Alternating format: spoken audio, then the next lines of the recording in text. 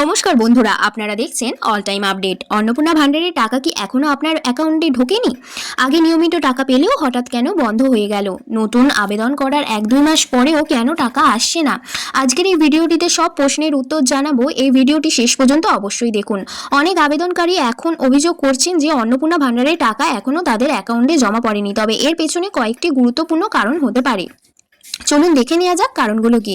আপনার আবেদন এখনো যাচাই বা ভেরিফিকেশনের পর্যায়ে থাকতে পারে। নতুন আবেদন করলে অনেক সময় যাচাই শেষ হতে 1 থেকে 3 মাস পর্যন্ত সময় লাগে। দ্বিতীয় কারণ, ব্যাংক অ্যাকাউন্টে কোনো সমস্যা, যেমন অ্যাকাউন্ট নম্বর ভুল, কেওয়াইসি সম্পূর্ণ না হওয়া, অথবা অ্যাকাউন্ট নিষ্ক্রিয় থাকলে টাকা জমা হতে দেরি হয়। তৃতীয় কারণ, ডিবিটি লিঙ্ক সক্রিয় না থাকা। যদি আধার ও ব্যাংক অ্যাকাউন্ট ঠিকভাবে সংযুক্ত না থাকে তাহলে টাকা আটকে যেতে পারে। চতুর্থ কারণ, আধার ও ব্যাংকের তথ্যের অমিল, নাম, জন্ম তারিখ বা অন্যান্য তথ্য না মিললেও পেমেন্ট ব্যর্থ হতে পারে। পঞ্চম কারণ, আবেদনপত্রে ভুল বা অসম্পূর্ণ তথ্য, এর ফলে আবেদন অনুমোদনে দেরি হয়।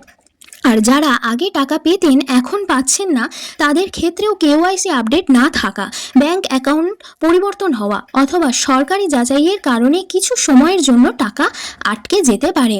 আপনার টাকা না এলে প্রথমে নিজের ব্যাংকে গিয়ে ডিবিটি এবং আধার লিঙ্কের স্ট্যাটাস যাচাই করুন।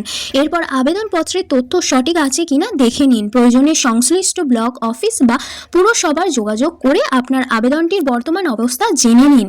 আপনার অন্নপূর্ণা ভান্ডারের টাকা কি এখনো আসেনি?